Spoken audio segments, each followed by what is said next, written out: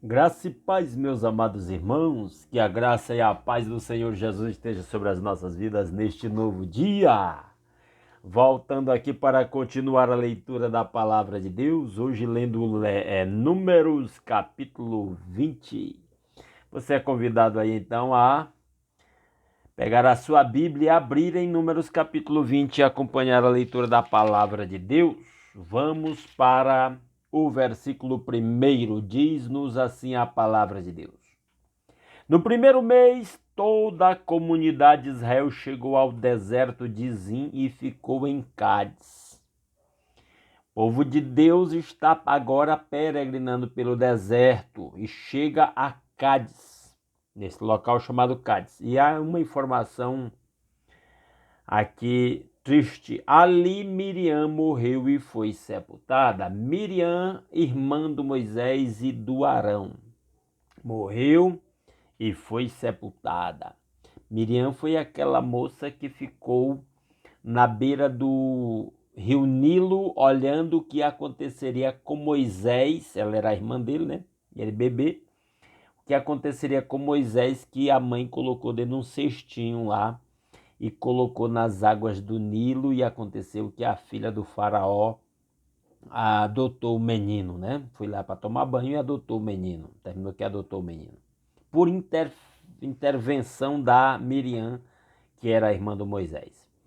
Aí ela morreu e ali ela foi sepultada. Versículo 2. Não havia água para a comunidade e o povo se juntou contra Moisés e contra Arão. Outro episódio relativo à água. Já aconteceu algo parecido lá em Mara. Chegaram depois de 3 dias de viagem, a água tinha acabado. Acharam água lá em Mara, mas a água era amarga e o povo murmurou. E agora, novamente, outro episódio. Em Cádiz não há água para o povo beber e o povo se vira contra Moisés e contra Arão, porque este povo ainda não aprendeu a ir a Deus, a colocar seus problemas diante do Senhor. Versículo 3. Discutiram com Moisés e disseram: quem dera tivéssemos morrido quando os nossos irmãos caíram mortos perante o Senhor. Olha a situação. Dizendo que desejavam ter morrido junto com a rebelião de Coré, Datã e Abirão e os demais israelitas que morreram na mesma ocasião. Murmuração e rebelião contra a liderança do servo do Senhor. Versículo 4. Porque vocês trouxeram a Assembleia do Senhor a este deserto para que nós e os nossos rebanhos morrêssemos aqui. De novo falando a mesma coisa, colocando a culpa em Moisés. Na verdade, Deus os libertou e não foi para morrer no deserto. Inclusive, eles estavam peregrinando no deserto por culpa deles, porque não deram ouvidos a Josué e Caleb, deram ouvidos aos 10 espias que deram o relatório negativo com relação à terra prometida. Versículo 5. Porque vocês nos tiraram do Egito e nos trouxeram para este lugar terrível. Aqui não há cereal, nem figos, nem uvas, nem romãs, nem água para beber. O povo está reclamando, murmurando aquele pecado do qual nós já falamos, e que muita gente ainda hoje é escravo deste pecado de murmuração, que é um pecado grave. Versículo 6. Moisés e Arão saíram de diante da assembleia para a entrada da tenda do encontro e se prostraram com o rosto em terra, e a glória do Senhor lhes apareceu. Moisés e Arão aprenderam a buscar a Deus e a depender de Deus. Até acho que porque Moisés não tinha realmente outra alternativa nestas circunstâncias. Então ele busca ao Senhor e se prostra perante o Senhor na tenda do encontro, que era o tabernáculo. Versículo 7. E o Senhor disse a Moisés: pegue a vara com o seu irmão Arão, reúna a comunidade e diante desta fale aquela rocha e ela verterá água. Vocês tirarão água da rocha para a comunidade e os rebanhos beberem. Falar para a rocha. lá uma determinada rocha que Deus mostrou para Moisés. Verso 9, então Moisés pegou a vara que estava diante do Senhor, como este lhe havia ordenado.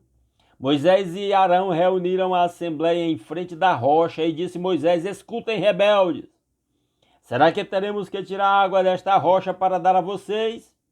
Então Moisés ergueu o braço e bateu na rocha 2 vezes com a vara. Jorrou água e a comunidade e os rebanhos beberam. Lembre que Deus havia falado para Moisés falar com a rocha. Mas Moisés bateu com a vara.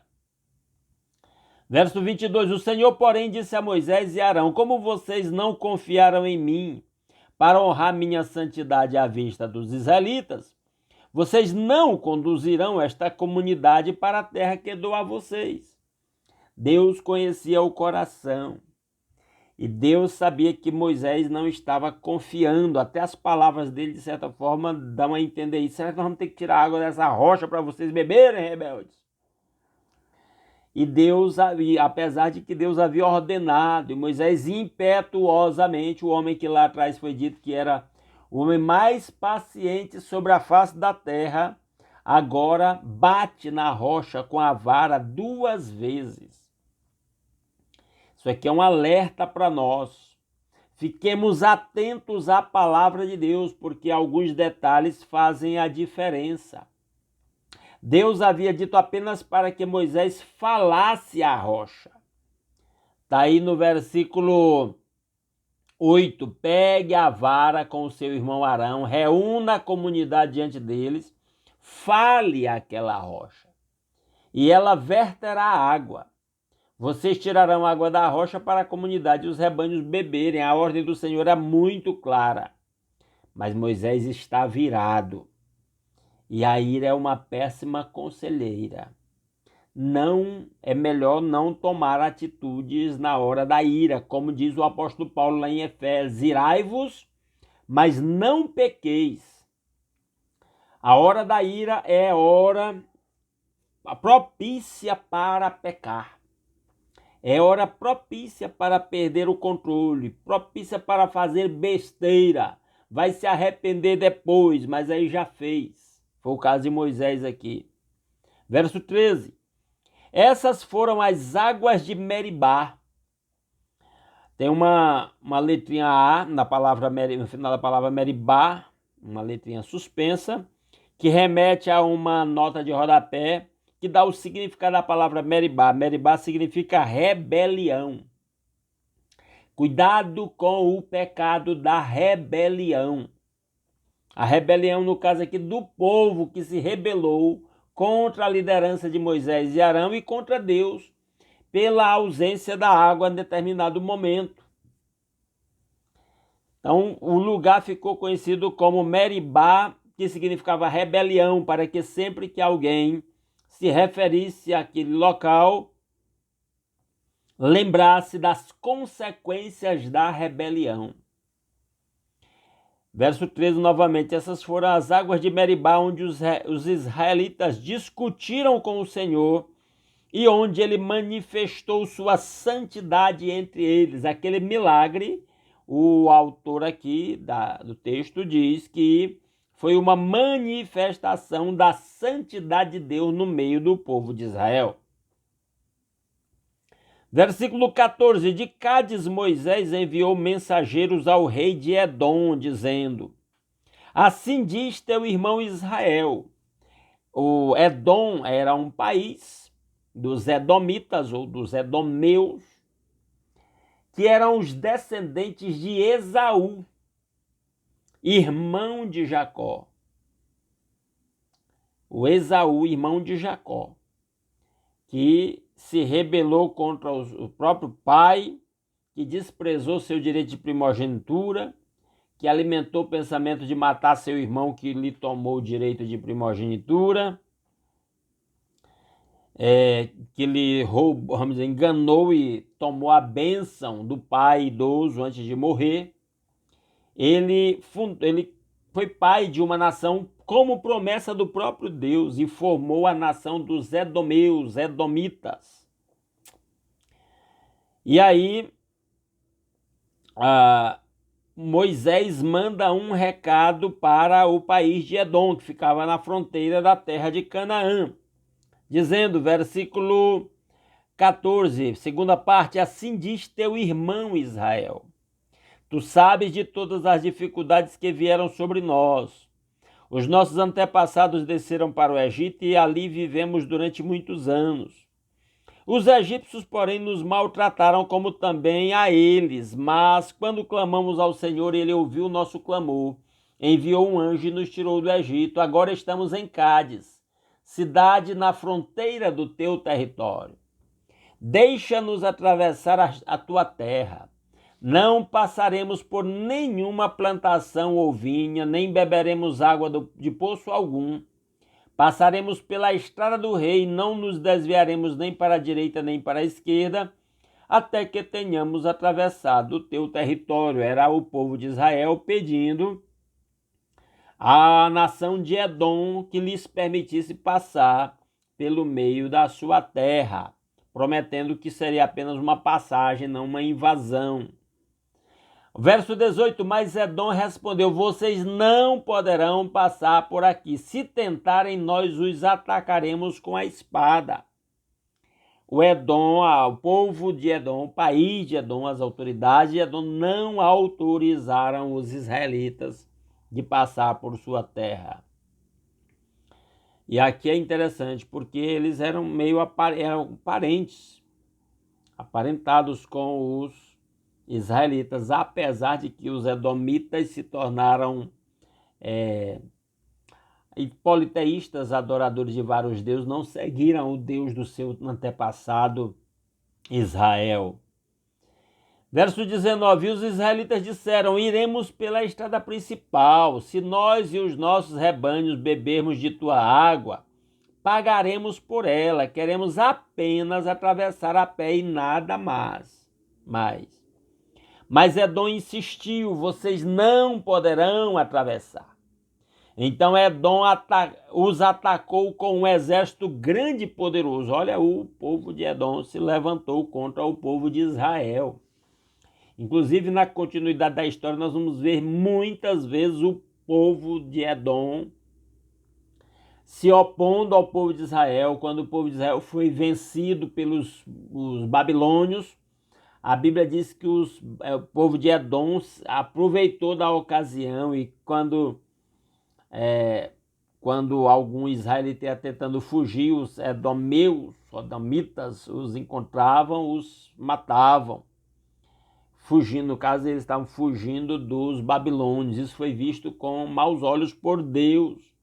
Há profecias nos profetas menores específicas contra Edom, que são os descendentes de Esaú.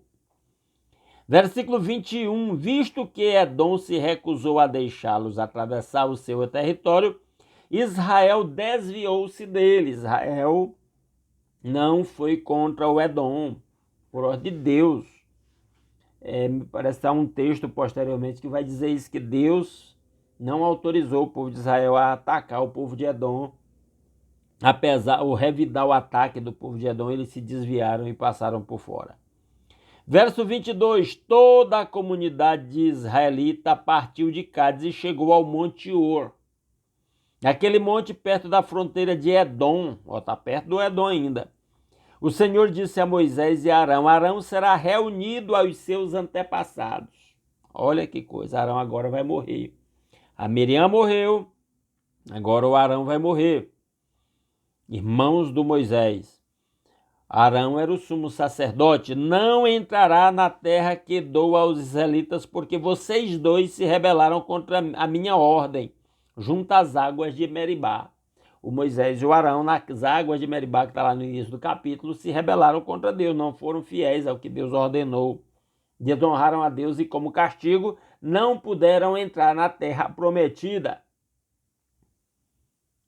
Verso 25, leve Arão e seu filho Eleazar para o alto do Monte Or.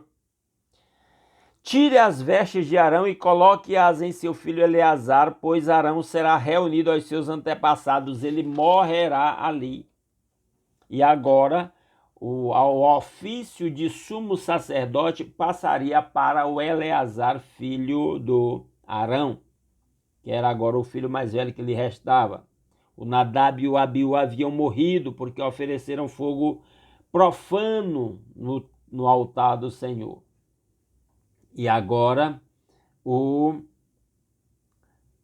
Eleazar assume a função de sumo sacerdote, visto que Arão agora já estava idoso e ia morrer antes de entrar na terra prometida. Verso 27, Moisés fez conforme o Senhor ordenou, subir ao Monte Hor à vista de toda a comunidade.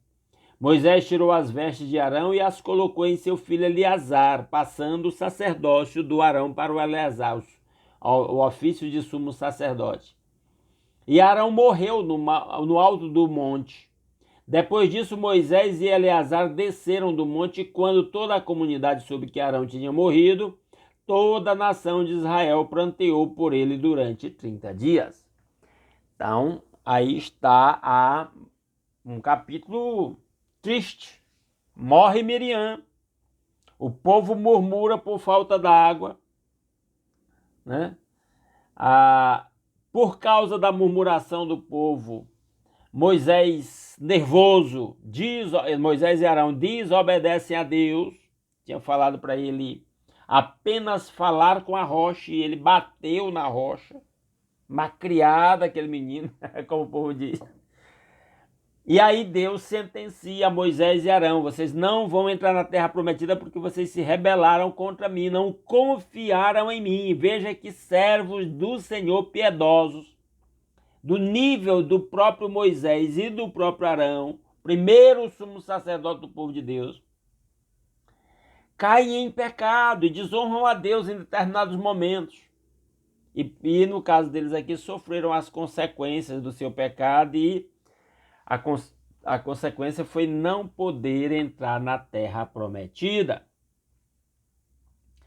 Verso 28, Moisés tirou as vestes de Arão e as colocou em seu filho Eleazar, e Arão morreu no alto monte. Depois disso, Moisés e Eleazar desceram do monte, e quando toda a comunidade soube que Arão tinha morrido, toda a nação de Israel pranteou por ele durante 30 dias de luto pela morte de Arão. E agora o sumo sacerdote é Eleazar, filho de Arão. Que Deus aplique a sua palavra aos nossos corações. Que nós vigiemos e oremos para que não entremos em tentação, e que nós não murmuremos contra o nosso Deus, que nós não nos rebelemos contra o nosso Deus, que nós sejamos obedientes, submissos à direção do nosso Deus. Este é o nosso Deus. Antes de orar, quero pedir a você, não cesse de deixar um like nesse vídeo, compartilhe esse vídeo aí nos seus grupos de WhatsApp e em outras redes sociais como Facebook ou X. Comente aí o que você achou desta leitura dos destaques que eu fiz, dos comentários, concordando ou discordando, fazendo algum destaque que eu não percebi, tá bom? E se alguém gosta desse conteúdo, está novo aqui nesse canal, não está inscrito ainda, é convidado a se inscrever e continuar acompanhando a leitura diária da Palavra de Deus. Vamos orar. Nosso Deus e nosso Pai maravilhoso, muito obrigado por mais um dia que o Senhor acrescenta à nossa existência. Obrigado pela noite de paz. Obrigado pelo conforto da nossa cama. Obrigado pelo novo dia, nosso lar, nossa família, o pão de cada dia suprido em nossa mesa. O trabalho com que cada um ganha o sustento da sua família, de si mesmo. Obrigado, ó Deus.